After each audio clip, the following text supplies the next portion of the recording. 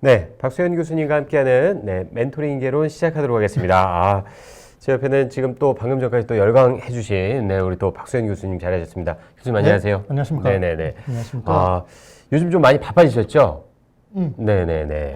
바빠졌습니다. 네네네. 안 그래도 이제 3개월 조금 더 남았습니다. 그죠? 한 그렇죠. 100일 조금 더 남은 듯한데 3개월하고 106일? 네네네. 예. 조금 더 남은 듯한데 이 시점에서 어제 제가 그 양민 교수님하고 멘토링 할 네. 때도 이제 또 많은 분들이 질문 주셨던 부분인데 네.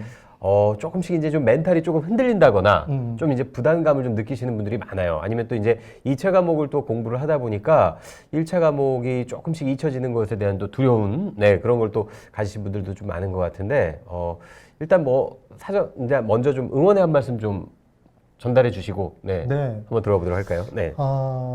지금 이 시기가 실제로 정말 많이 힘들어요. 뭐가 힘드냐면 처음부터 공부를 해보셨던 분들은 생각보다 점수가 잘 안 나와서 네네네. 좀 힘드시고 지금 시작하신 지 얼마 안 되신 분들은 이론을 본인은 처음 공부하고 있는데 이미 문제풀이가 들어갔잖아요. 예상 문제가. 그러니까 마음이 굉장히 조급하시단 말이에요.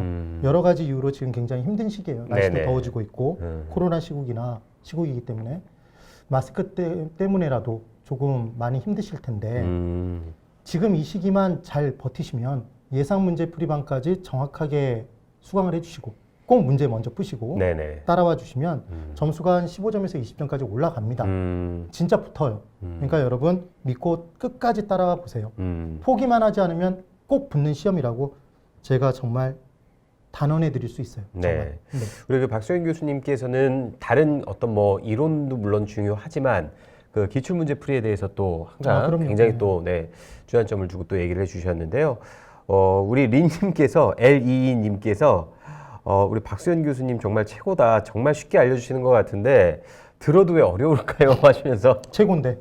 이게 근데 최고인데. 약간 조금 그런 게 있는 것 같아요. 이게 들을 때는 조금 이해가 가는 듯한데 막상 뭔가 이렇게 내가 직접적으로 문제풀이를 하려거나 다시 기억을 되뇌었을 때 뭔가 좀 남는 게 없는 듯한 느낌이 들 때 그래서 이런 부분 때문에 조금 좀 어려움을 느끼시는 분들이 좀 많거든요. 이게 왜 그런 걸까요, 교수님? 그때는 그러니까 이런 거예요. 그러니까 제가 문제풀이를 설명드리는 건 이렇게 생각하시면 되죠.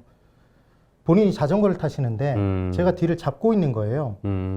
처음 자전거 타는 방법을 공부를 할 때, 배울 때. 그럼 뒤를 잡고 있을 때는 안정적으로 타잖아요. 뒤에 잡아주면 안심이 되니까. 그래서 어떻게 가야 될지도 알아요. 그런데 이제부터 제가 손을 놓겠습니다 하면 혼자 타야 되잖아요. 그럼 그때는 당연히 한 번쯤 시행착오 생길 수밖에 없죠. 혼자 가는 거니까. 그렇죠. 그렇게 한 2번 정도를 반복해 주시면 빠르게 금방 혼자 타실 수 있어요. 혼자 푸실 수 있다는 얘기죠. 그러니까 어떻게 보면 착각들을 하는 거군요. 우리가 교수님 강의를 들을 땐 별거 아니구나, 이 내용이구나 하고 이제 뭔가 이해가 가는 듯하지만 교수님 품을 떠나서 혼자 이제 문제풀이를 한다거나 뭔가를 이제 혼자 시도해 보려고 할 때는 지금 말씀하셨던 것처럼 그 교수님 품을 떠나서 이제 혼자 뭔가를 시도해 보기 때문에 그때서야 비로소 어떻게 보면 본인의 실력이 좀 나타난다고 볼 수가 있는데 그렇다고 여러분 큰 걱정을 하시기보다는 기억이 안 나면 또다시 이렇게 들여다 보는 게 또 하나의 방법 아닐까요? 그럼요. 그러니까 반복 이상의 최선은 없어요. 최고의 방법이 반복이에요. 반복. 그렇죠. 그리고 전체적인 반복은 시간 낭비고 본인께서 틀리셨던 문제 그 문제를 위주로 해서 공부는 모르는 걸 알게끔 만드는 게 공부예요. 근데 보통 공부를 할 때 뭘 하게 돼 있냐면 본인이 아는 것만 계속하게 돼 있어요. 만족도가 크거든요. 그렇죠. 안심이 되고. 그리고 틀리는 건 계속해서 보면 스트레스 받으니까 계속 그걸 뒤로 넘겨놔요. 그러다 보니까 약한 건 계속 약한 거고 하는 부분만 계속 하는 거죠. 그래서 우리가 예전에 수학 정석책 보면 앞부분만 집합하고 명제만 까맣게 돼 있죠. 나머지는 제 얘기하시는 거. 저도 똑같았어요. 저도 똑같았어요. 그렇죠. 당장에 내가 어떤 그 상처받고 그 어떤 스트레스 받는 거에 대한 두려움 때문에 모르는 거를 자꾸 이렇게 공부를 부딪히면서 해야 되는데 아는 거 위주로만 자꾸 하고 그것도 맞춰보면서 뿌듯해하고 그렇기 때문에 여러분 모르는 걸 학습해서 내 걸로 만들 때 이게 진정한 공부라고 하니까요. 모르는 부분에 대해서 기억이 안 나는 부분에 대해서 너무 지나치게 스트레스 받고 어려워하시기보다는 그럴 때마다 다시 한 번 더 이렇게 찾아보면서 비로소 내 걸 만든다.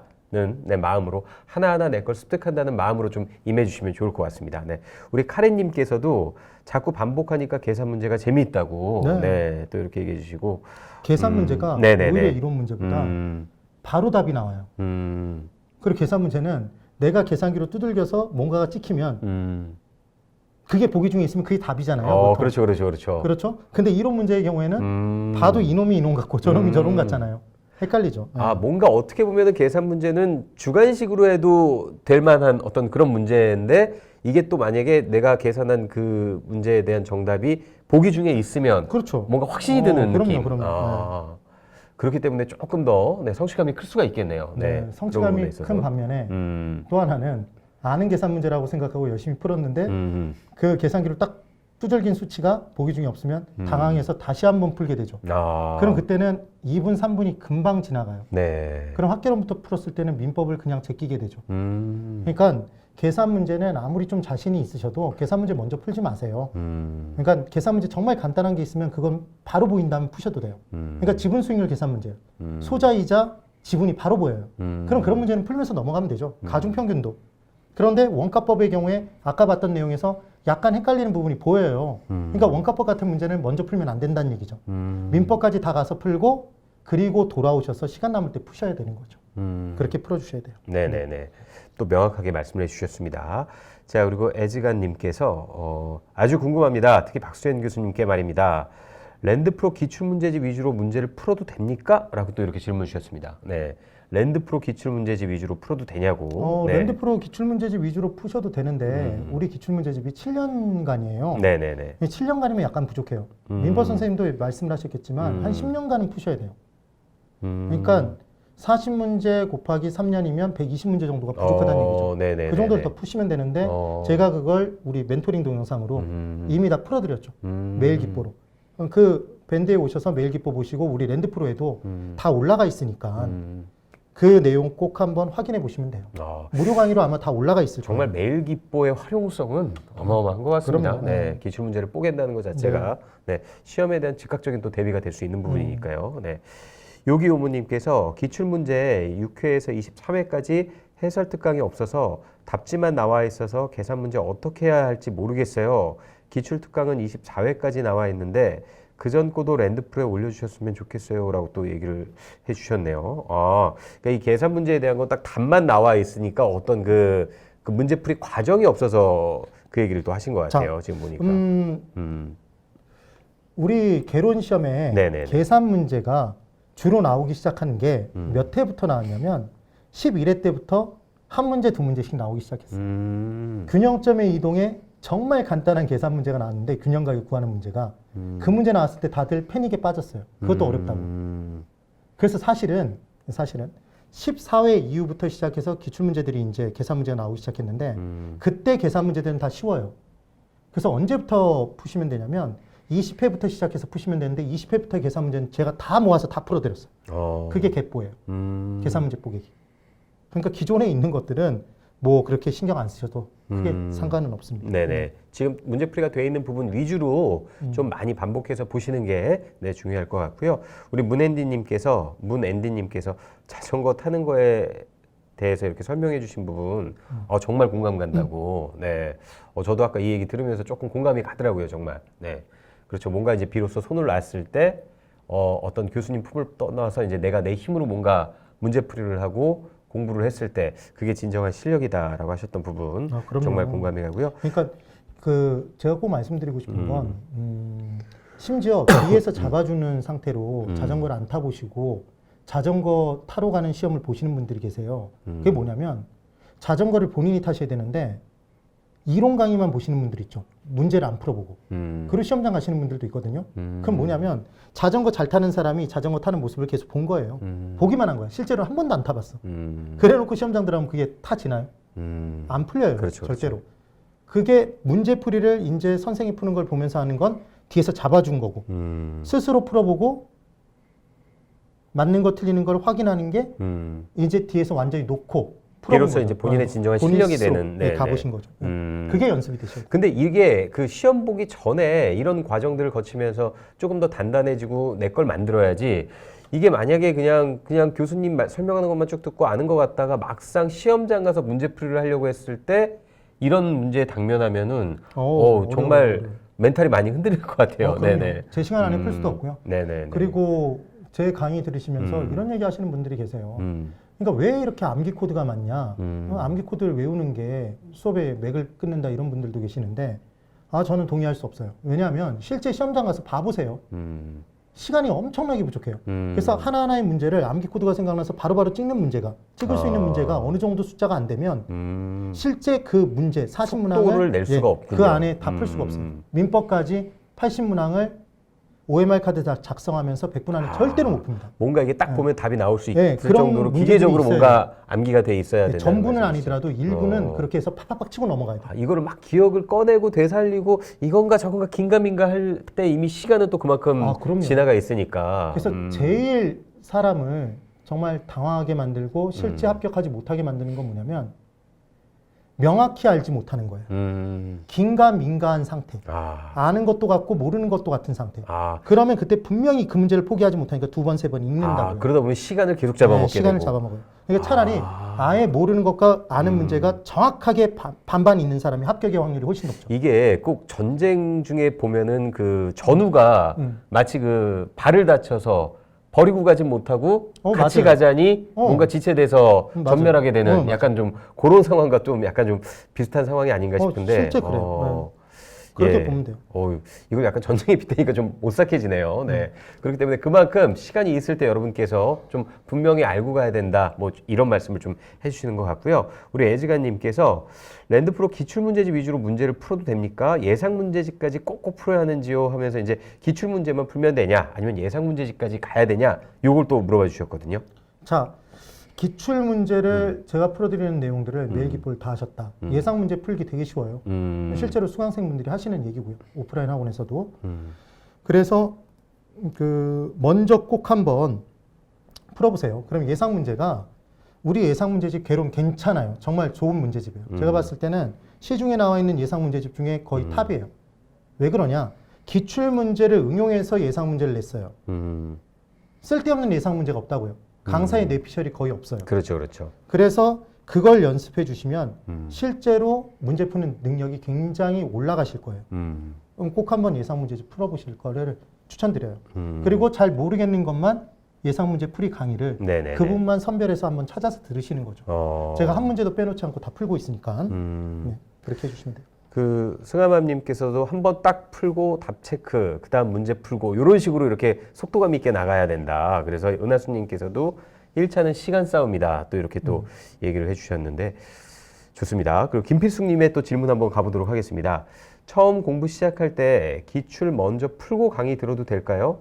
타 과목 공부도 참고하려고 합니다. 라고 이렇게 얘기를 하셨는데 처음 공부 시작할 때 기출을 어떻게 먼저 풀 수가 있을까요? 지금 이분께서 말씀하시는 거는 네네네네.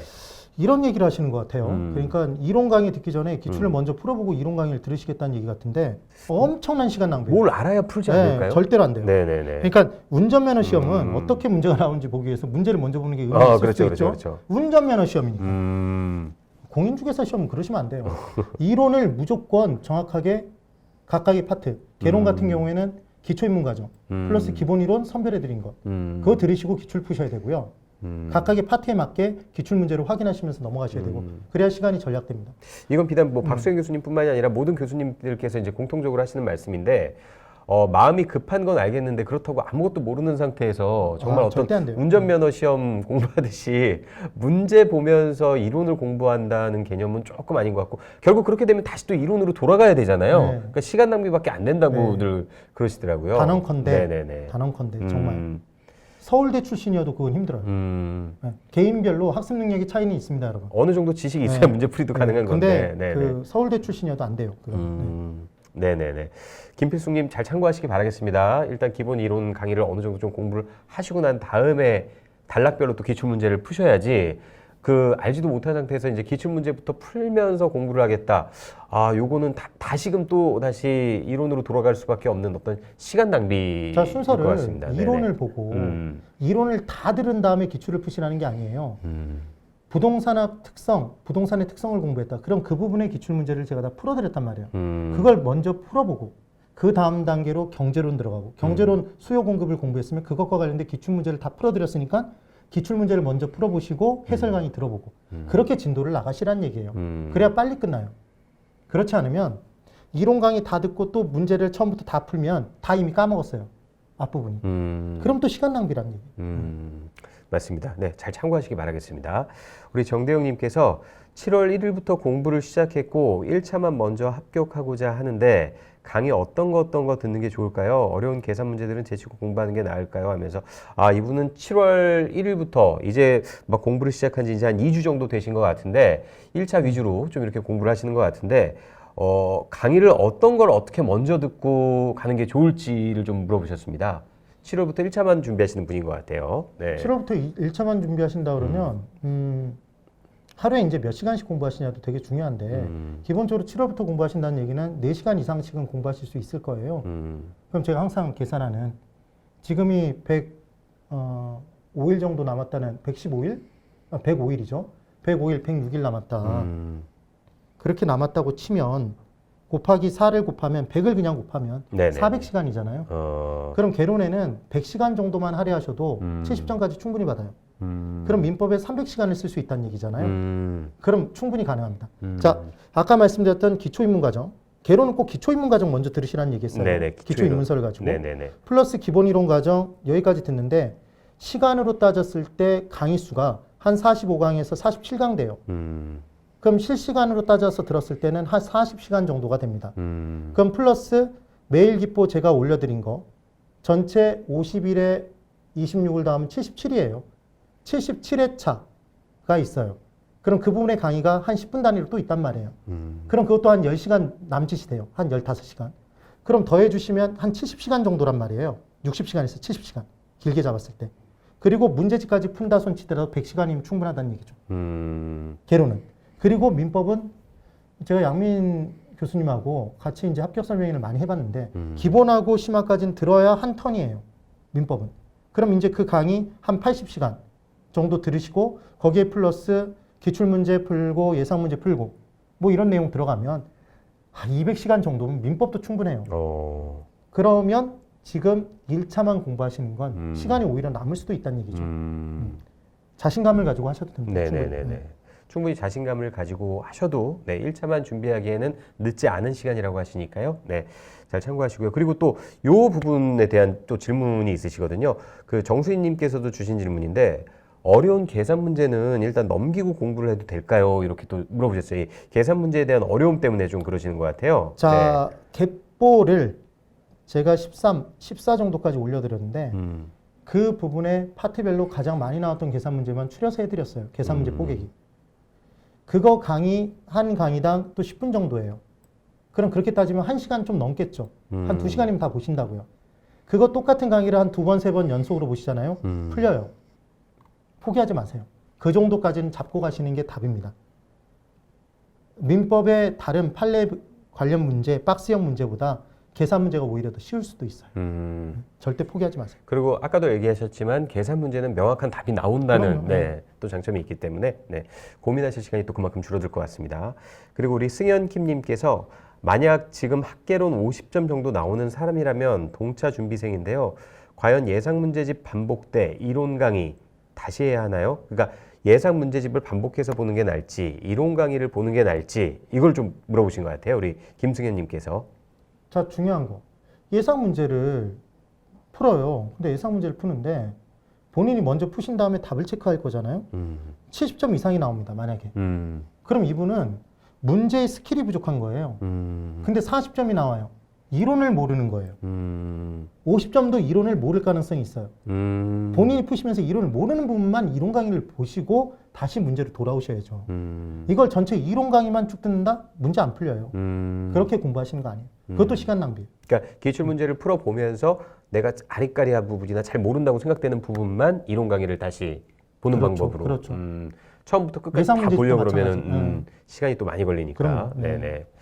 자, 펭귄 집사님께서 이분은 약간 오늘 처음 이 라이브 방송을 들으시는 것 같은데 각 파트 영상 보고 기출문제 풀고 다음 파트 영상 보고 기출문제 푸는 방식은 어떤가요? 라고 하셨는데 이게 교수님이 항상 그 얘기하셨던 부분 아닙니까? 네. 파트별로 공부를 하고 나서 네, 기출문제를 풀라고. 그렇게 하셔야 돼요. 왜냐하면은 이걸 끝까지 공부를 다 하고 문제풀이만 또 따로 하려고 그러면은 이미 앞서 공부했던 부분들이 또 많이 잊혀져 있을 수가 있으니까. 당연하죠. 네네네. 이 부분은 박수영 교수님께서 항상 강조하시는 말씀이기 때문에요. 네.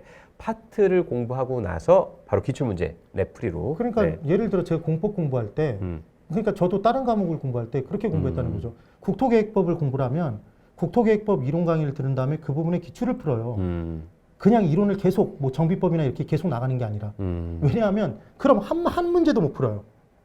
그런데 그 이론 강의를 딱 들은 상태에서 기출을 풀어보면 들었던 기억이 나거든요. 그에게. 그럼 이제 그 부분을 풀 수 있다는 얘기죠.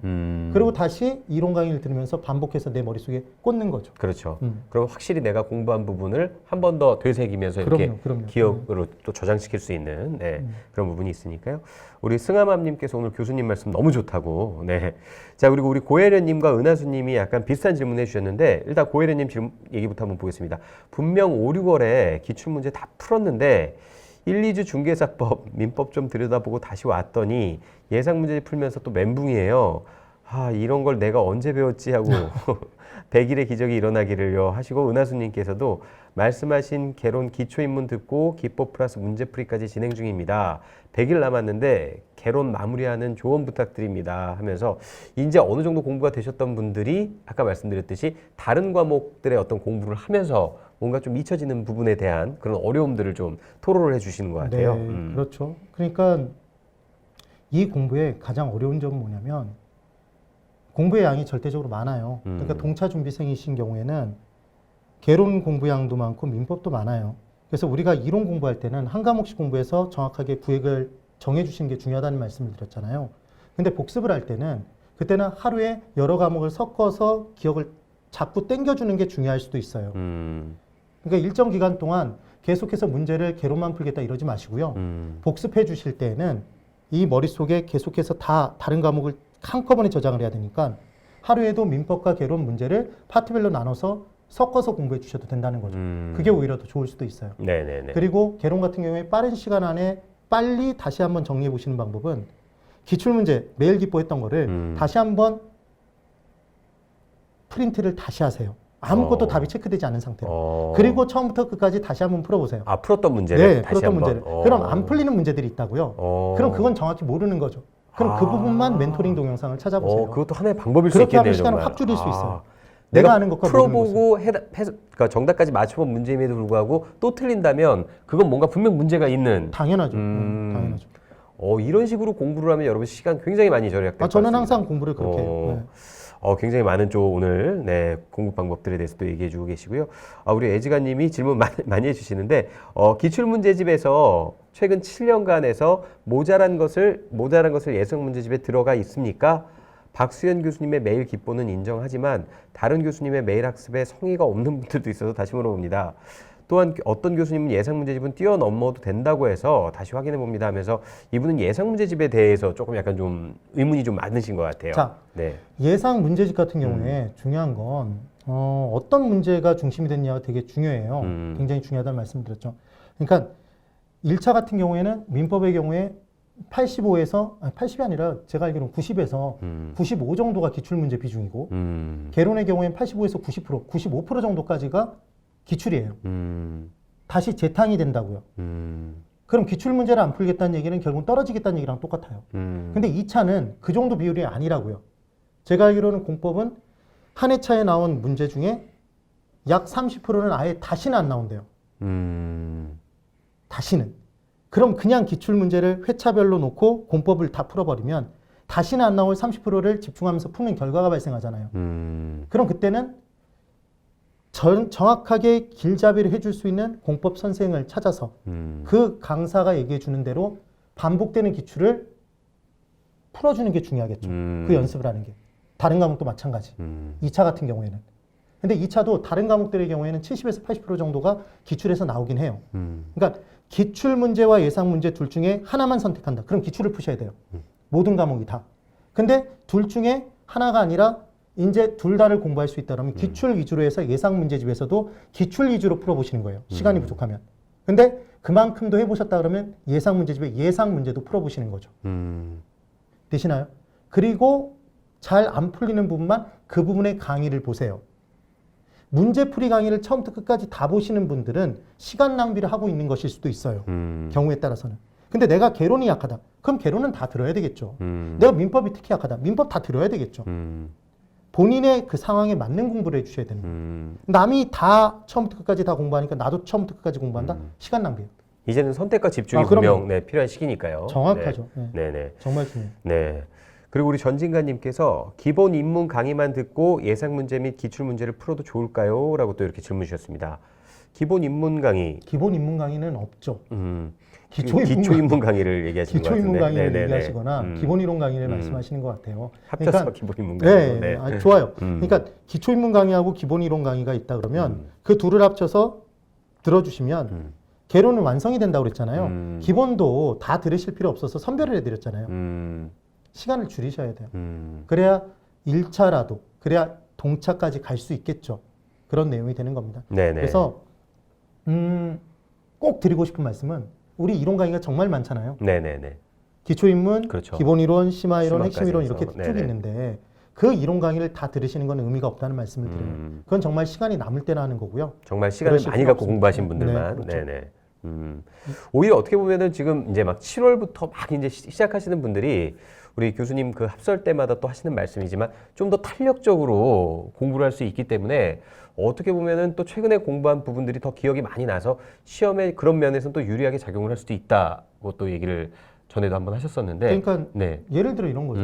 하루 4시간씩 10개월에 공부하는 사람의 공부 양과 하루에 10시간씩 4개월 공부하는 사람의 절대적인 공부량은 똑같잖아요. 그럼 막판에 10시간씩 4개월 공부한 사람의 기억의 정도가 훨씬 더 많이 남는다는 건 당연한 사실이에요. 그렇죠. 그래서 가끔 4개월, 3개월 만에 동차 합격생도 있어요. 정말 독한 마음 품고 하루에 10시간, 12시간씩 계속 퍼붓는 거죠. 붙어요. 붙긴 붙어요. 근데 빠르게 사라지죠. 붙고 난 다음에는. 네. 어차피 이게 전략이 필요한 시험이니까요. 사실 뭐 우리가 이걸 이론적으로 어떤 학문적으로 접근해서 내가 이걸 완벽하게 습득을 하겠다 하기에는 지금 시간이 너무 없습니다. 그렇기 때문에 전략적으로 내가 합격할 수 있는 공부를 하셔야 되고, 그러기 위해서 어떻게 공부를 해야 될지, 어느 부분을 중점적으로 봐야 될지에 대한 가지치기, 정말 여러분들께서 공부를 하셔야 될 부분, 그런 부분에서 우리 박소영 교수님께서 또 얘기하신 부분을 잘 참고하셔서 따라오시면 정말 승리할 수 있는, 합격할 수 있는 지름길이라고 말씀드리고 싶습니다. 자, 우리 박정훈님께서는 모의고사는 아직 한 번도 안 보셨대요. 보는 게 좋을까요? 시간이 부족한데. 이렇게 또 질문 주셨습니다. 모의고사는 한 번은 꼭 보세요. 제가 생각했을 때는 실제 학원에 오셔서 모의고사는 꼭 한번 보실 필요는 있어요. 그 모의고사 보실 때 실제로 그 모의고사 시험지에 정확히 중간을 커터칼로 자르신 다음에 스탬플러로 찍으셔서 이렇게 쉽게 넘기도록 만드는 것도 실제 시험장 들어가면 정말 유용해요. 저도 그렇게 풀었고요. 안 그러면 이거 이렇게 접어서 넘기다가 시간이 또 가요. 그런 부분도 연습이 돼야 되고 실제 내가 아는 문제와 모르는 문제를 취사 선택해서 아는 문제를 가지고 70점 정도를 맞을 수 있는 연습이 될 수 있는지 그건 모의고사를 봐봐야지만 안다고요. 그럼 왜 암기 방법이 필요한지를 모의고사를 봐봐야 시간이 부족하다는 걸 느껴서 그제서야 비로소 암기 방법을 이제 찾아가시는 거예요. 그러기 전에는 왠지 다 이해해서 풀 수 있을 것 같아요. 나 시간이 절대 없어요. 부족합니다. 특히 그 수학 문제가 그렇거든요. 그럼요. 교수님들이 이렇게 푸시는 거 보면은, 강사님들 푸시는 거 보면은 이해 가고 알 것 같은데 막상 내가 혼자 풀어보려면 아까 그 자전거 혼자 타기처럼 그제서야 이제 본인의 어떤 진 면모가 이렇게 드러나는 걸 또 느끼면서 또 멘탈에 또 이렇게 조금 좀 붕괴가 되는 또 그런 현상들을 그래서 느끼시는데. 모의고사를 보면 두 가지를 얻으실 수 있어야 돼요. 첫 번째는 주어진 시간 안에 내가 아는 문제를 정확하게 풀고 맞히라고 낸 문제를 정확히 맞춰서 합격점에 도달할 수 있는지, 이게 첫 번째. 그러기 위해서는 모르는 문제를 빨리 버릴 수 있는 능력이 필요하겠죠. 그렇죠? 그리고 또 하나 중요한 거, 시험장 나와서 모의고사를 보고 나와서 내가 다시 문제를 봤을 때 시험장에서는 안 보였는데 보이는 문제들이 있단 말이에요. 그건 내가 실수로 틀린 거잖아요. 네네네. 그럼 그 부분을 정확하게 다뤄서 실제 시험장에서는 실수하지 않게 만드는 거. 그리고 OMR 카드를 정확하게 찍는 연습. 그리고 또 한 가지, 제일 중요한 거. 모르는 문제 나왔다.